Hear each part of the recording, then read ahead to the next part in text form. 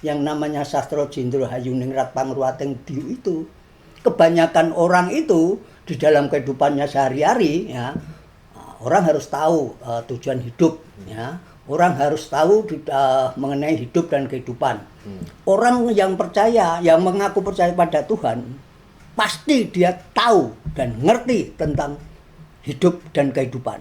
Tapi kalau dia tidak tahu hidup dan kehidupan, saya ragukan atau saya berani mengatakan sebenarnya kamu tidak percaya dengan Tuhan.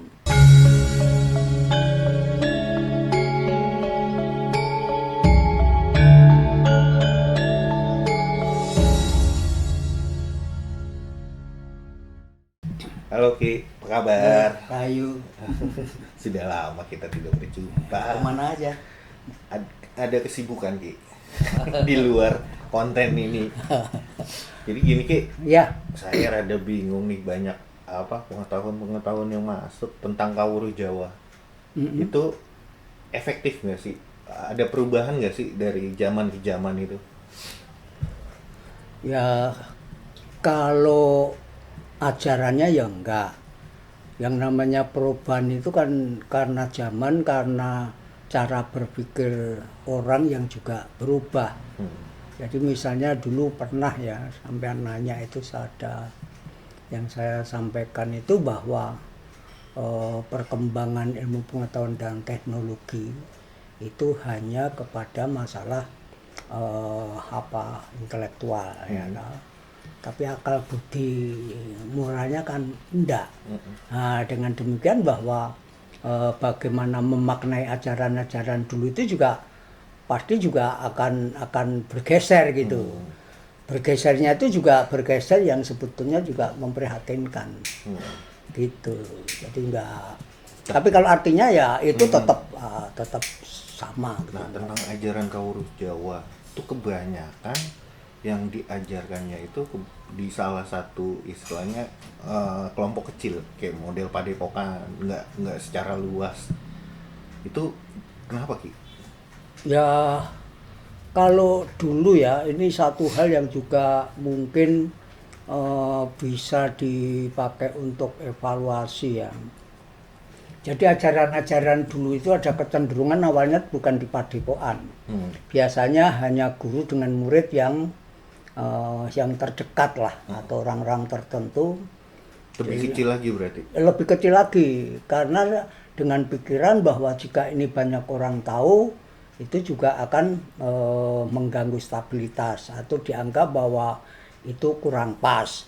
Tapi kalau tadi larinya ke perkembangan zaman, logika sekarang itu, mereka ingin memonopoli ilmu itu. Jangan sampai ada orang yang tahu tentang ilmu itu. Gitu loh. Jadi hanya sekelompok kecil itu iya, sendiri yang menguasai. betul. Apalagi kalau urusannya misalnya kanuragan gitu. Yo kalau saya punya ilmu lembu sekilan semuanya juga saya kasih tahu caranya, ya kan jadi masalah juga. Jadi ada ketidakstabilan mungkin. ya salah satunya itu, tapi juga kepada permasalahan bahwa dianggap itu tidak baik adanya, karena juga dianggap bahwa pada waktu itu tidak semua orang siap untuk menerima ajaran itu. Itu. Jadi kalau sekarang sebetulnya kalau cara berpikirnya kayak dulu sebetulnya juga keliru. Wong kita sudah merdeka. Jiwa kita kan juga harus merdeka. Gitu loh. Tapi kenyataannya sekarang orang kan justru menjajah jiwanya sendiri. Gitu. Atau kita dijajah oleh pemikiran-pemikiran orang lain, sehingga kita tidak mau memerdekakan pikiran kita, memerdekakan jiwa kita. Nggak mau. Yang ini yang jadi masalah yang seharusnya khususnya saudara-saudara saya yang lebih ahli itu harusnya ya itu dijabarkan. Wong itu semuanya baik kok. Kalaupun tidak ada yang baik, mereka tahu kan bisa memilih. Oh ini aku cocok, dibuang. Dipakai. Oh ini aku tidak cocok, buang. Kan sebetulnya begitu. Diambil yang baik dan untuk perimbangan, dan juga paling tidak itu kita mengetahui betapa hebatnya para leluhur dulu itu. Betapa para leluhur dulu itu ternyata ya sama aja dengan sekarang ini. Ada pro, ada kontra, dan sebagainya. Orang hanya bicara sekarang, tapi tidak pernah dan kadang-kadang lebih mendewakan budaya asing dibanding budayanya sendiri. Sedangkan Bung Karno sendiri pernah mengatakan bahwa budaya kita yang adiluhung itu harus harus dipelihara, diuri-uri, dan harus ditumbuh kembangkan. Bukan berarti menolak budaya asing, tapi budaya asing itu diserap untuk memperindah, mempercantik budaya kita. Nah sekarang yang terjadi, budaya kita dikubur, budaya lain didewakan. Ini kan keliru gitu loh. Nah ini zamannya orang harus berpikir jauh ke depan, karena masa depan bangsa kita ini ya oleh kita sendiri, bukan oleh orang lain. Itu. Nah ini ada yang menarik nih Ki. Sastra Jenderal itu kalau yang saya tahu itu tentang pengetahuan Raja Jawa. Apa cuma raja doang Ki? Ada yang menyebut Sastra Jenderal Juningrat, ya, tapi lengkapnya itu Sastra Jenderal Juningrat Pangruwating Griya. Tapi ada yang mengatakan Sastra Jenderal Hayuningrat Pangruwating Griya. Ada yang mengatakan Sastra Harjendra Hayuningrat Pangruwating Griya. Nah, jadi orang banyak mendengar, mengerti gitu. Wah ini. Dan juga setiap orang juga di dalam menjabarkan atau menjelaskan, misalnya dalam pewayangan pun dalam satu dan lainnya juga berbeda. Permasalahannya adalah kebanyakan ajaran-ajaran dulu itu sulit untuk mendapatkan babon aslinya. Nah, misalnya Sastra Jenderal Hayuningrat, ada yang menulis bahwa asal mula Sastra Jenderal Hayuningrat itu dari suatu negara yang namanya Ceylon, gitu. Tentu saja kan bahasanya kan bukan bahasa Jawa atau bahasa Indonesia. Nah, kemudian dibawa ke India. Nah, di dalam cerita pewayangan pun bahwa Ceylon itu ada kerajaan yang namanya Langka, kemudian kalau orang Jawa Ngalengko dan seterusnya.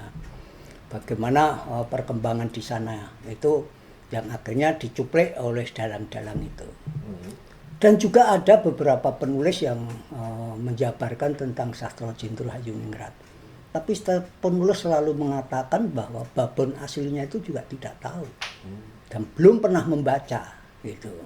Bukan hanya Sastra Jenderal Hayuningrat, banyak itu. Misalnya Manunggaling Kawula Gusti, kemudian ada lagi Sangkan Paranang Dumadi, Serat Dewa Ruci, Serat Angling Darmo, kemudian ada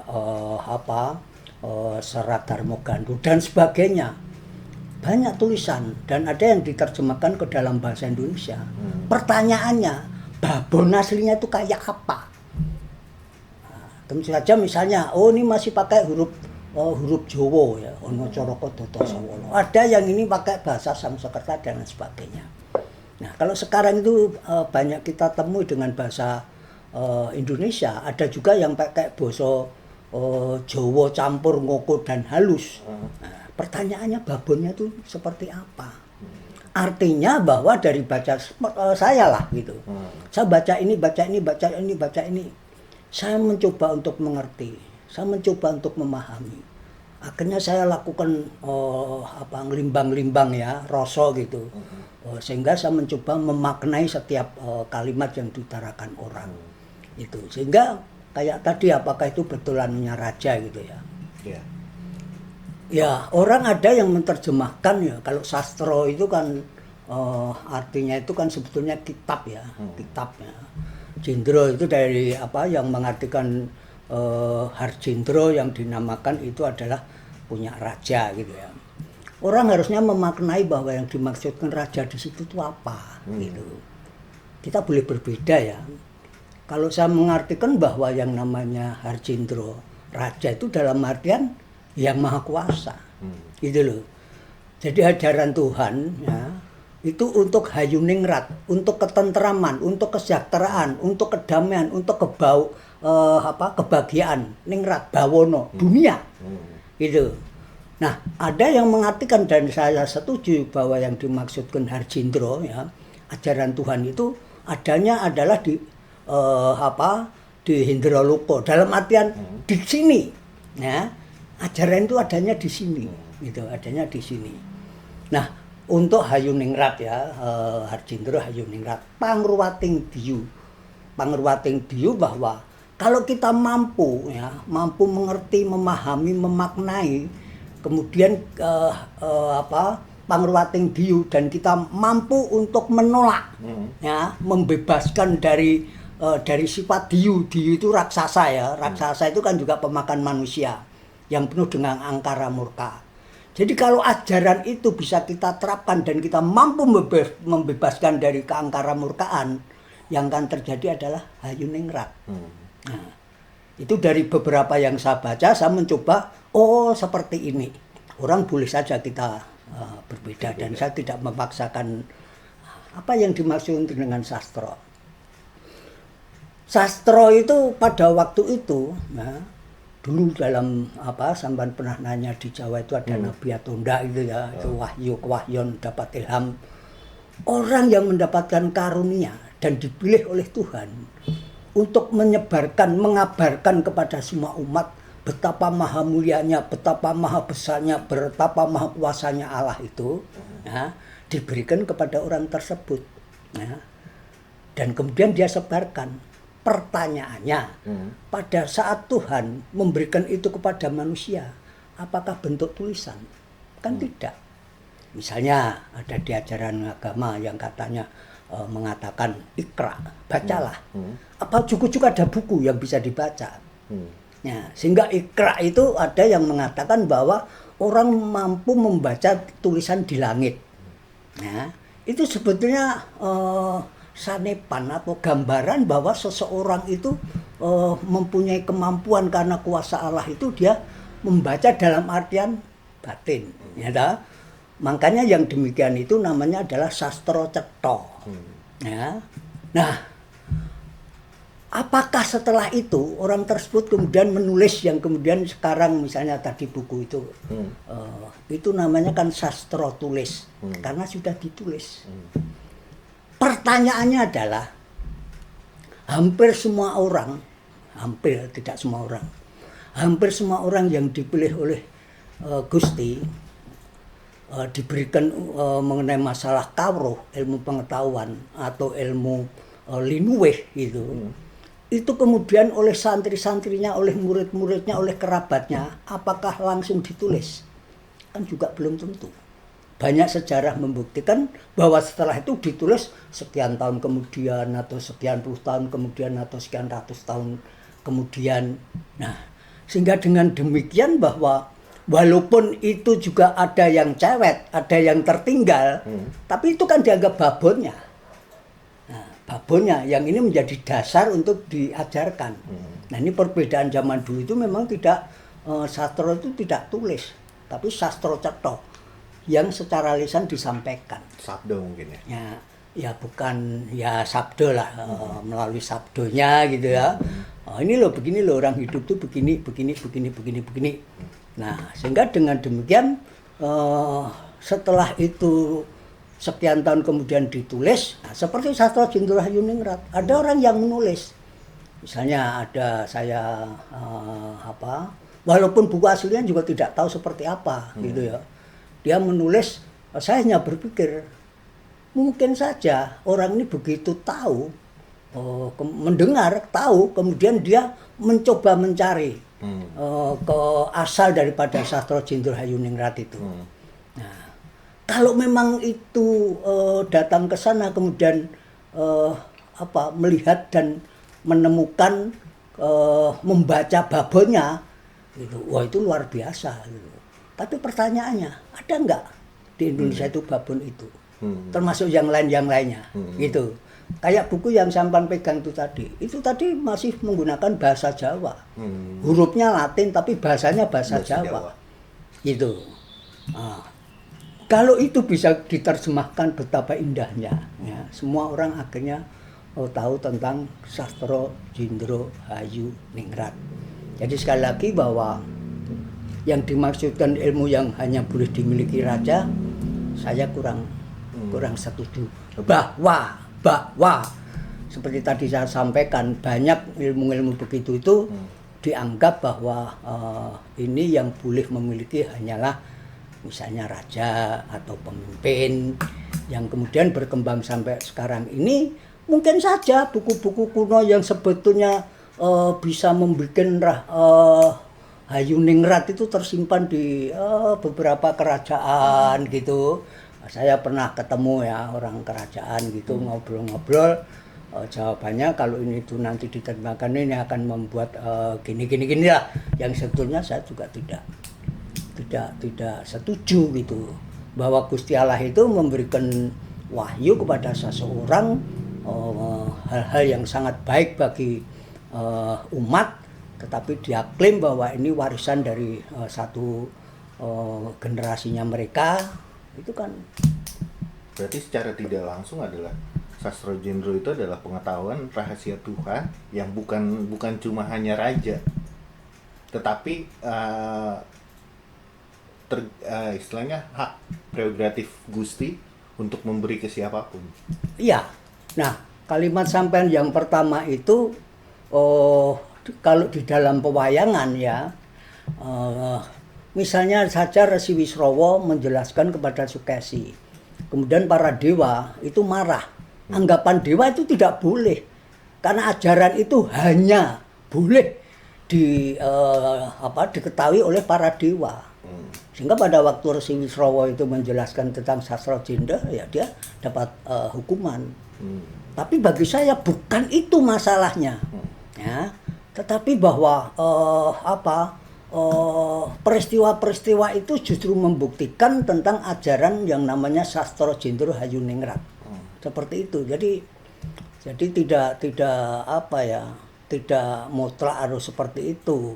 Dan zaman sekarang itu yang kondisi situasi kayak begini itu, orang paham seperti itu tuh sangat luar biasa. Ya, jangan dipertentangkan. Misalnya, wah ini kalau begini nanti muridku atau santriku, enggak. Justru hal yang begini itu kalau menurut saya itu justru menjadikan bahan untuk lebih menjelaskan tentang ajaran-ajaran yang lain, yang orang tidak mampu untuk mencerna gitu ya. Karena ada orang juga kelompok yang tabu lah dengan tanda kutip kebatinan atau kejawen itu juga dianggap tabu. Sesuatu hal yang negatif mungkin. Ya, negatif karena dia tidak tahu dan dia tidak mau belajar. Gitu. Coba kalau dia masuk, seperti tadi saya katakan, kalau dia tidak cocok ya nggak usah dipakai. Cocok tinggal dijumbuhkan, gitu. Misalnya satu contoh aja. Misalnya ada ajaran begini. Aku adalah jalan, kebenaran, dan hidup. Apa itu? Gitu. Tapi coba membaca buku-buku kuno, ajaran-ajaran kuno, bisa saja nyambung. Atau misalnya, tunjukilah jalan yang lurus, iya toh, ihdinas siratal mustaqim. Tunjukilah. Apa makna dari tunjukilah? Kan gitu. Jangan-jangan orang itu misalnya sampean berpikir bahwa ujuk-ujuk Gusti Allah itu datang, tak tunjukin, tak tudui ini. Nah, ya. Orang tidak pernah ini. Nah, terus bagaimana caranya? Ini kan tantangan. Tantangan karena saya percaya sama Tuhan, saya berusaha tunduk dan patuh kepada Tuhan, maka kan itu harus saya cari. Bagaimana saya mendapatkan petunjuk? Saya ditunjuki. Gitu. Nah, kalau orang yang dulu saya pernah ngomong dablek itu, karena orang dablek ya sudah. Nah, disinilah yang namanya Sastra Jendra Hayuningrat Pangruwating Diyu itu. Kebanyakan orang itu di dalam kehidupannya sehari-hari, ya, orang harus tahu tujuan hidup, ya. Orang harus tahu mengenai hidup dan kehidupan. Orang yang percaya, yang mengaku percaya pada Tuhan, pasti dia tahu dan ngerti tentang hidup dan kehidupan. Tapi kalau dia tidak tahu hidup dan kehidupan, saya ragukan atau saya berani mengatakan sebenarnya kamu tidak percaya dengan Tuhan. Buktinya di mana? Ya, ada ajaran agama yang mengatakan, ya, intinya gini. Inti daripada atau ciri daripada orang yang beriman itu adalah ketakwaan orang tersebut.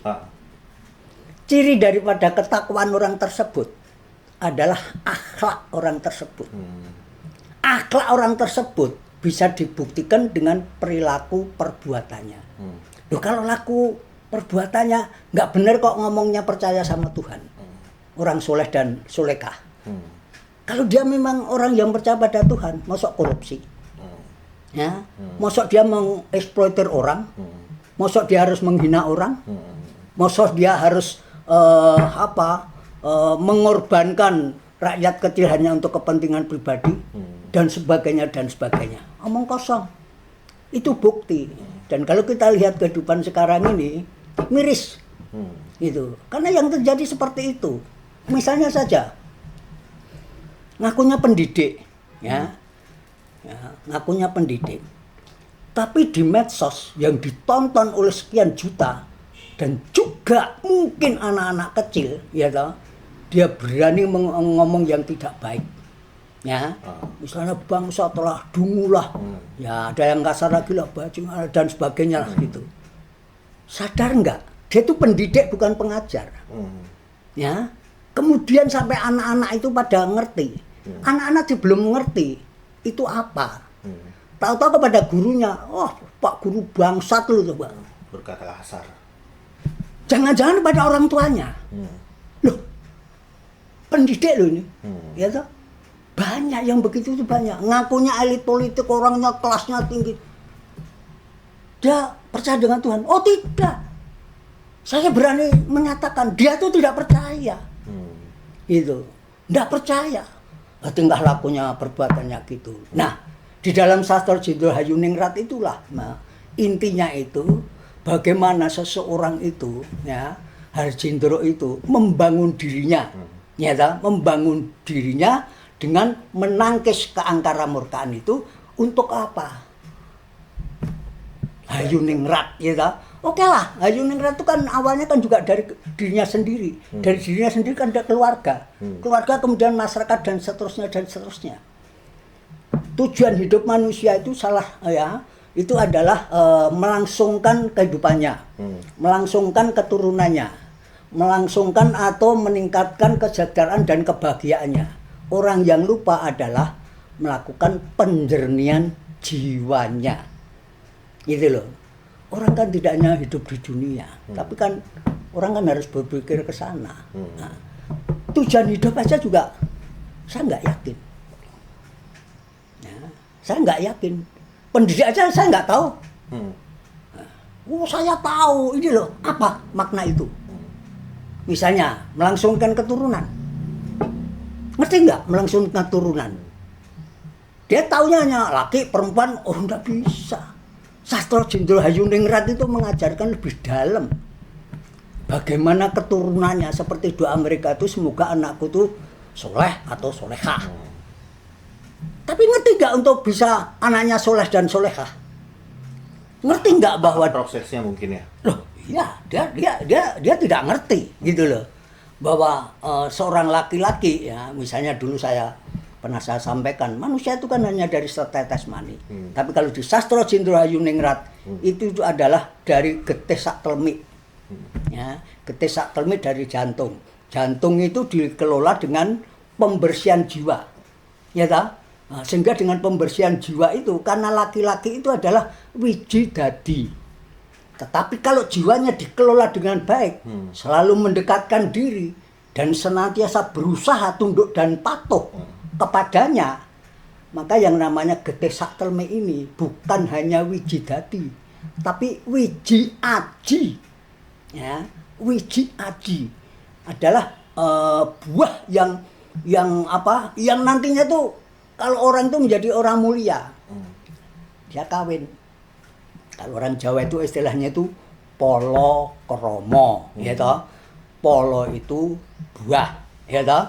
Kromo itu bahasa Indonesia itu adalah aturan, tatanan, nilai-nilai yang harus dilakukan setiap manusia sebagai kaulo, ya, hubungannya vertikal dengan Gusti Allah itu. Nah, perempuan itu dianggap adalah sebagai wadah, ya, katakanlah pot untuk wiji, ya, untuk wiji. Nah, tugasnya laki-laki apa? Tugasnya suami apa? bagaimana wadah ya yang berisi tanah dan lain sebagainya supaya dicebloki wiji ini bukan hanya dadi tapi aji. Artinya dalam polokromo itu ada peranan suami terhadap istri. Bukan ini hanya sebagai pelampiasan nafsu bukan. Ini tapi lebih dalam lagi. Lebih dalam lagi sehingga seorang istri pun juga harus memahami posisinya dia. Karena dia sudah berani untuk polokromo. Gitu loh. Nah, makanya kemudian terus sekian kemudian cerai. Alasannya, wah aku nggak ini. Nggak sejalan. Nggak sejalan. Loh, nggak sejalan tidak itu kan kamu. Kamu kan udah niat. Gitu loh. Makanya kalau di Jawa kuno itu dinyamakan laki-laki itu ada guru laki. Bagaimana dia mempersiapkan untuk melangsungkan keturunan yang luar biasa. Gitu. Tapi kenyataannya mana? Artinya bahwa setiap kehidupan itu sebetulnya Sastro Jendro Hayuningrat, walaupun babon aslinya itu seperti apa kita tidak tahu, tetapi dari beberapa penulis itu kalau saya ya itu sangat luar biasa. Dan hebatnya Gusti Allah itu apa? Setiap orang yang diberi wahyu, kemudian dia menjabarkan tentang ilmu ini dan ini, klop ini dan ini, klop ini dan ini, klop. Misalnya Sastro Jendro Hayuningrat dengan misalnya Manunggaling Kawula Gusti. Ini mengisi yang tidak diketahui tentang Harjendra itu apa. Dia ada di Manunggaling Kawula Gusti. Dia ada di Sangkan Paraning Dumadi. Gitu. Misalnya kayak percaya. Percaya itu apa toh? Itu ada di dalam Sangkan Paraning Dumadi. Misalnya tujuan hidup dan lain sebagainya. Oh ini ada di sini, ini ada di sini. Gitu. Orang membaca itu kan macam-macam. Iseng. Hiburan. Daripada nganggur. Nambah pengetahuan. Tambah pengetahuan. Kan tidak. Makanya ada membaca itu seyogianya ya sebelum baca Bismillahirrahmanirrahim. Dimulai sesuatu hal yang positif. Iya. Tetap menyebut nama dia. Gitu demi nama Bapa. Supaya apa? Tertuntun. Tercerahkan gitu. Mungkin. Tercerahkan. Tunjukilah jalan yang lurus. Nah, bukan di situ, kamu jangan itu loh, itu tol itu lurus. Pertanyaannya, ada ngerti nggak? Belum. Nah, berarti secara garis besar Sastro Jendro itu mencakup politik, budaya, tatanan spiritual, agama dan segala lingkup. Oh iya. Jadi kalau kita ngelihat aja kondisi di negara kita sekarang ini, mereka tidak mampu untuk Pangruwating Diyu. Dia tidak mampu untuk Harjendra. Omong-omongnya saja dia mau Hayuningrat. Tapi lakunya tidak. Mana? Hayuningrat dari mana? Ya hanya untuk kepentinganmu sendiri, kelompokmu sendiri. Kadang-kadang kamu dengan temanmu sendiri aja yang satu kelompok sikut-sikutan, saling menjatuhkan. Itulah sifat diyu, sifat raksasa yang memakan orang. Gitu. Kalau di dalam pewayangan Ngalengkodirojo itu pada waktu rajanya Rahwana itu, Resi Wisrawa misalnya, dia seorang resi yang sangat hebat luar biasa. Tetapi karena godaan yang tidak mampu menghadapi membebaskan diri dari Pangruwating Diyu, dia kena penyakit namanya asmara. Sehingga Sukesi muridnya yang diberi wejangan ini tidak mampu. Akhirnya melakukan hubungan yang seharusnya tidak boleh dilakukan karena belum suami istri.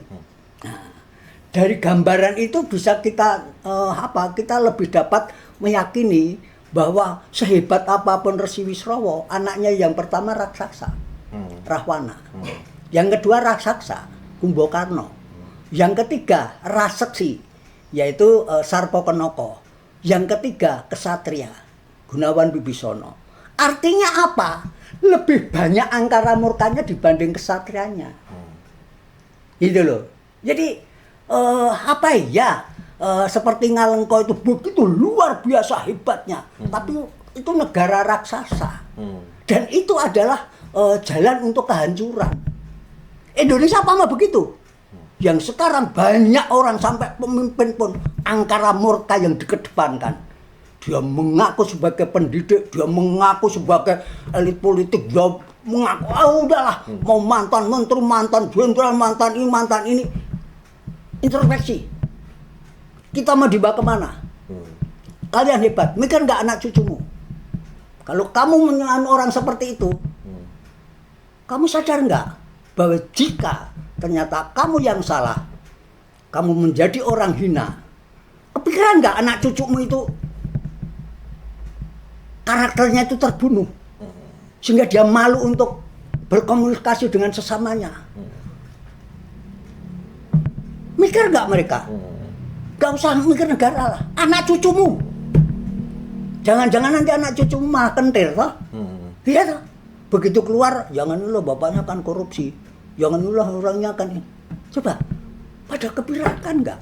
Budaya bully yang di ini, Nah, bukan merangkul. lah iya.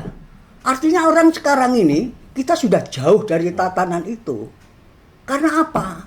Karena ini dianggap sebagai hambatan dari sesuatu ajaran yang dianggap paling benar. Ya. Jangankan itu, ideologi kita sendiri aja sudah. Artinya bahwa banyak orang Indonesia ya, mungkin saja termasuk kita ini. Sebetulnya kita ini pengkhianat Tuhan.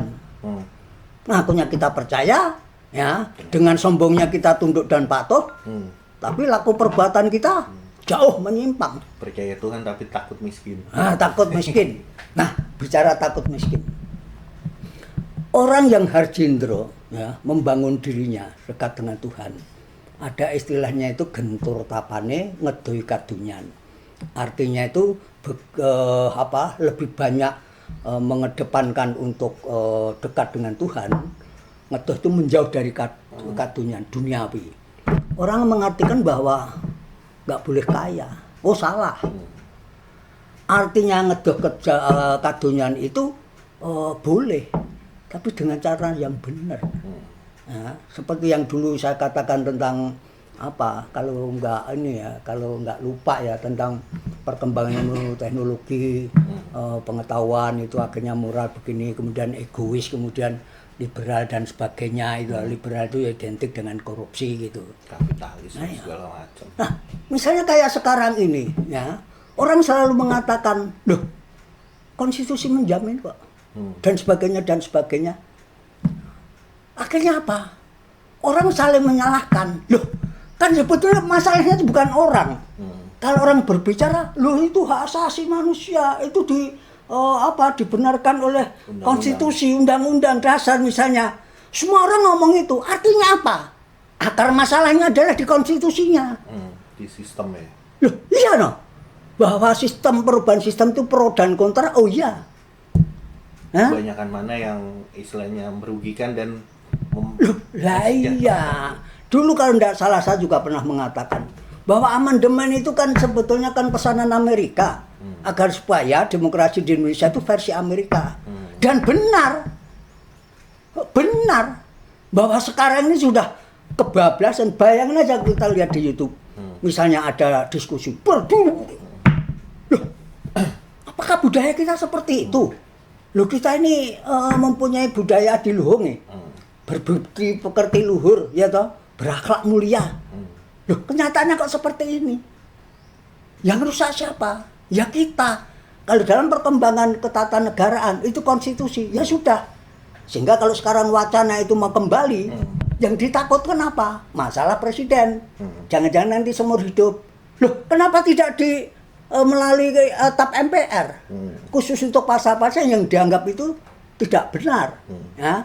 Misalnya lagi, sekarang kita lihat banyak atau ada beberapa orang Indonesia, orang warga negara Indonesia, tapi bukan bangsa Indonesia. Beda kalau saya dikatakan, ya monggo saja saya mengatakan picik atau apa, enggak apa-apa. Gitu loh. Dia bukan bangsa Indonesia. Tapi dia bangga dia sebagai warga negara Indonesia. Tetapi dia ngobok-obok Indonesia supaya jadi kacau. Loh, kalau ya untungnya saya bukan orang yang kuasa ya. Baru kalau saya berkuasa tak cabut itu keluarga negaranya, selesai itu. Nah, itu tadi. Ini kan ajaran yang sebagus ini ya, kenapa itu tidak diajarkan dalam satu sistem pendidikan yang berkelanjutan gitu kan? Seenggaknya anak muda zaman sekarang atau kedepannya itu mengetahui tentang ajaran-ajaran seperti ini, bukan hanya di salah satu lingkup kecil aja. Itu kenapa Ki? Ya, misalnya kalau sampean ke dulu istilahnya Balitbang Dikbud ya, Badan Penelitian dan Pengembangan Pendidikan dan Kebudayaan. Itu ada hasil penelitian yang menyatakan bahwa lebih dari 50% guru SD itu tidak layak mengajar. Sekian persen guru SMP itu tidak layak mengajar dan seterusnya dan seterusnya. Ini kan memprihatinkan. Kemudian ada sertifikasi guru, sertifikasi dosen. Sertifikasi guru dosen itu kan sebetulnya meningkatkan kualitas guru. Yang terjadi kan hanya peningkatan kesejahteraan. Akhirnya guru kan juga cuma begitu-begitu saja. Tidak ada yang namanya pemberian dasar-dasar tentang bagaimana pendidikan. Misalnya saya dulu kalau tidak salah itu ya, kalau Honocoroko itu ya, itu kan kalau diintervalkan dengan usia, saya pernah ngajar di PGSD ya, saya katakan anak usia sampai dengan 6 tahun itu kalau di huruf Jawa itu ada di dalam huruf hono, ono wae. Coba anakmu yang sampai dengan 6 tahun kan ada saja ngelidik lah, beginilah gitu. Jadi seorang guru, orang tua harus tahu anaknya itu siapa. Oh, dia pengen tahu semuanya. Harusnya dibiarkan saja, tapi diamati. Ono wae itu dia lebih kemana? Gitu. Dia tuh lebih kemana? Misalnya warna aja. Bukan ya? Blok. Oh, bukan. Misalnya dia sukanya di teknik ya kan. Misalnya radio gitu ya. Radio itu apa dilihatin gitu. Udah koplok-koplok gitu. Orang tua kan, jangan rusak gini. Nah, perhatikan dia di mana gitu.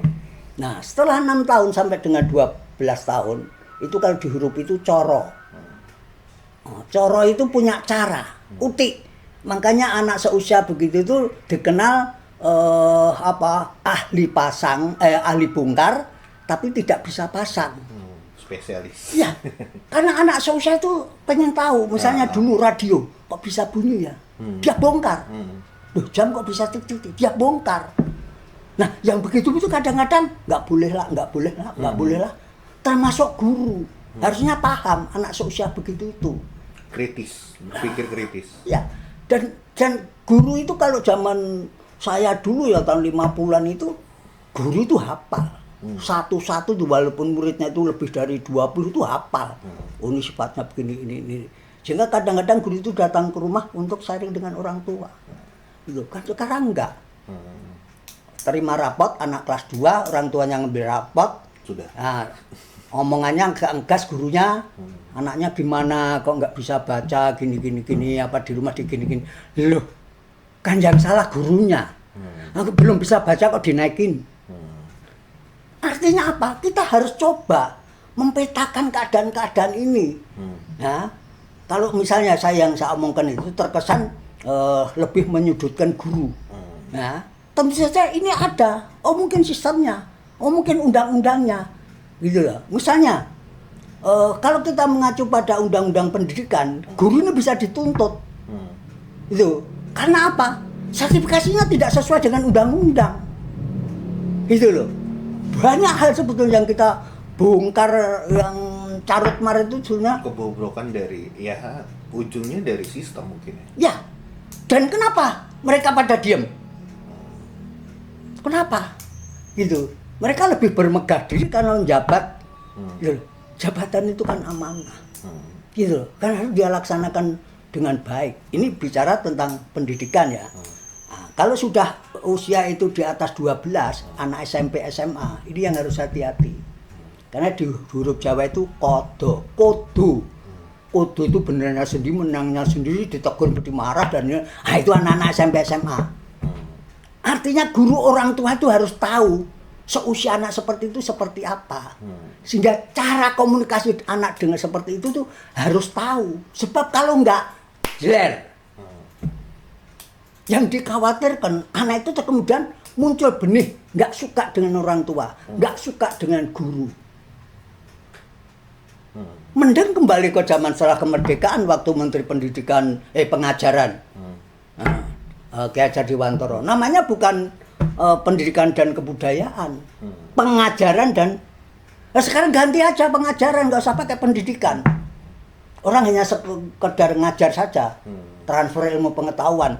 Lu sekarang saja ada beberapa murid yang lebih pintar dari gurunya, fakta, ya toh? Bahasa Inggris, muridnya lebih pintar. Apalagi urusan komputer, urusan HP, muridnya lebih pintar. Ini kan masalah. Sedangkan ke depan udah diingatkan sama pemerintahan sekarang. Ini nanti zamannya digital dan sebagainya. Pada nangkep enggak? Di luar itu coba bayangin. Masuk katakanlah di sini warteg aja, itu udah robot loh. Di Indonesia itu sekarang ada perusahaan otomotif yang memboyong robot. Bahwa itu nanti akan terjadi PHK. Memarah ke siapa? Artinya kita sendiri, rakyat sendiri juga tidak tanggap. Kita ini sudah merdeka 80 tahun nanti Agustus. Katanya. Nah, katanya. Tapi kenapa jiwa kita tidak merdeka? Kenapa kita menjajah diri kita sendiri? Kenapa kita mau dibelenggu, dijajah oleh orang-orang yang memanfaatkan kita? Ini masalah yang tidak sederhana. Kembali ke Satrio Jenderal Hayuningrat. Ya, sekarang orang sebagian besar sudah berkhianat pada Tuhan, sudah berkhianat kepada cita-cita proklamasi, sudah menjadi pelacur ideologis Pancasila, ya, sehingga yang muncul adalah kearamurkaan, ya toh, semua orang dianggap musuh. Tanda-tanda apa? Perang. Indonesia akan terjadi perang. Apa ini? Tanda kutip. Apa namanya? Dalam arti masih ada kesempatan kan untuk memperbaiki itu.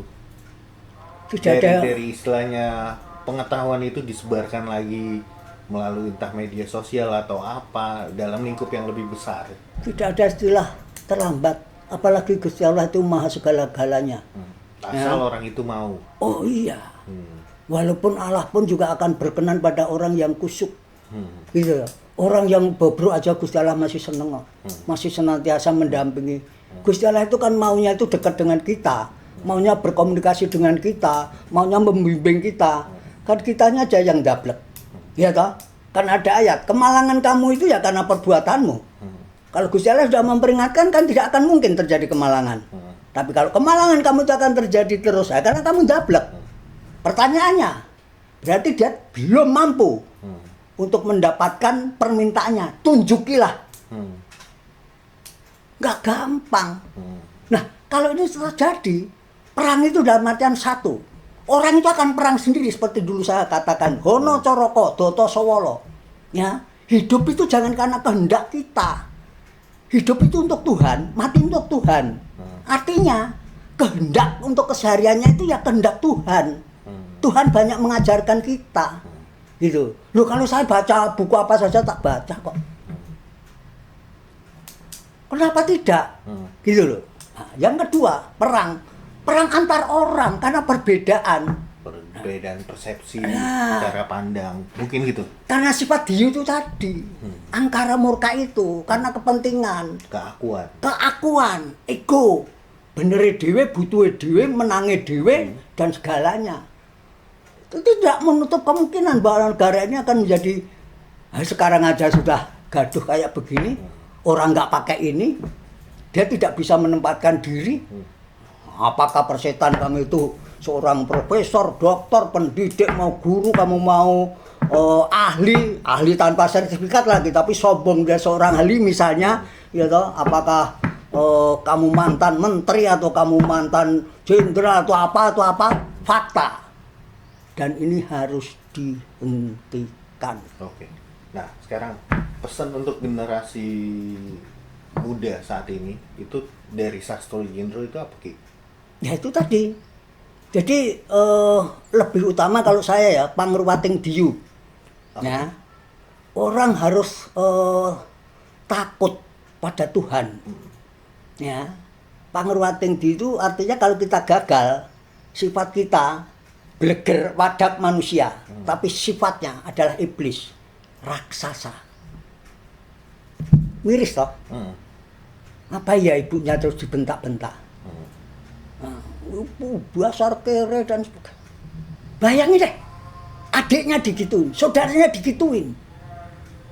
Loh, maaf ya, saya kalau ngomong gitu pengen nangis saya. Ini saya sudah merasa gitu, bahwa ini akan terjadi sesuatu. Setiap orang, anak-anak muda sekarang apalagi, ngakunya mahasiswa lagi.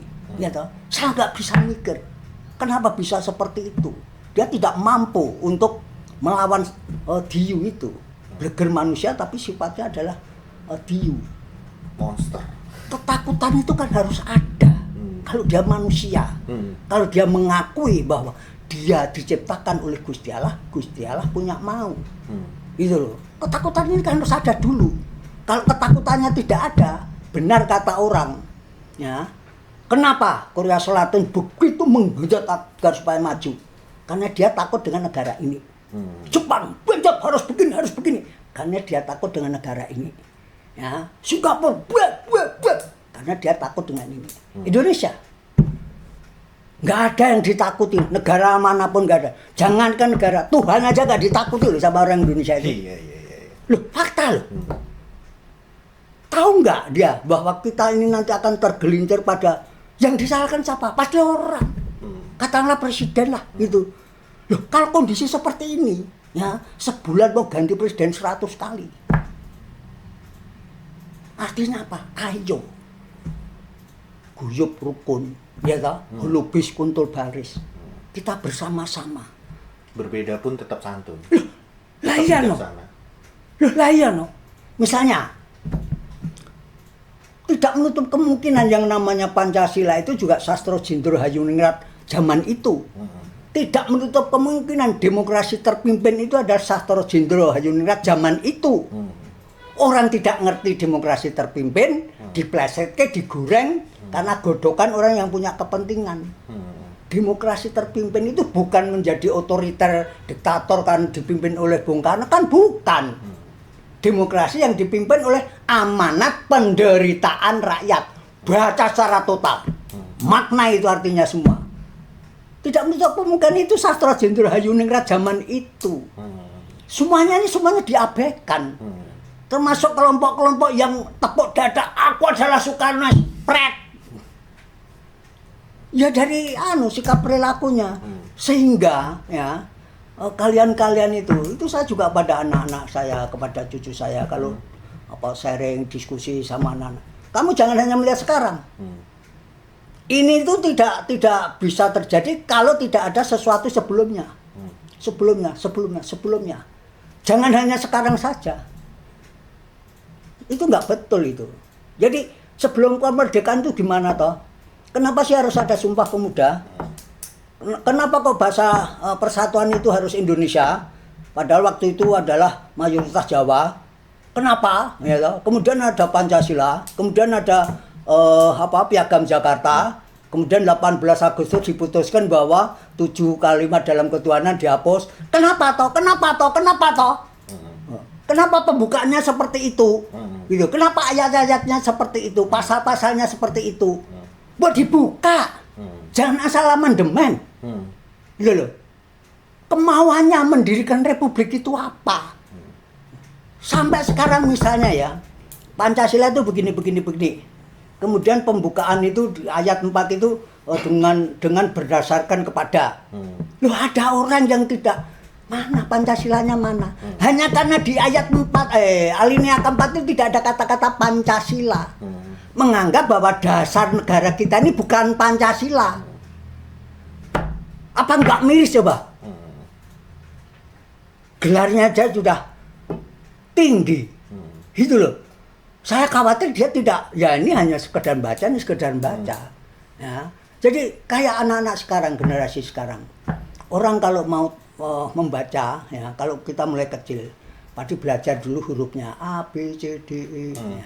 Setelah itu kata aku, budi, dan sebagainya. Nah, setelah itu kan begitu dia bisa membaca satu kalimat, kan tidak hanya sekedar membaca. Tapi memaknai. Direnungkan, dimaknai. Berarti bisa dibilang anak muda zaman sekarang lakukan yang saat ini untuk ke depan. Oh ya, Yang terbaik, bukan terbaik sih, bijaksana untuk ke depan. ingat, masa depanmu yang menentukan kamu. Oke. Walaupun kamu anak jenderal, walaupun kamu anak presiden, walaupun kamu anak menteri atau apa, kamu yang menentukan. Oke, kalau begitu. Terima kasih, Ki. Sama-sama. Rahayu.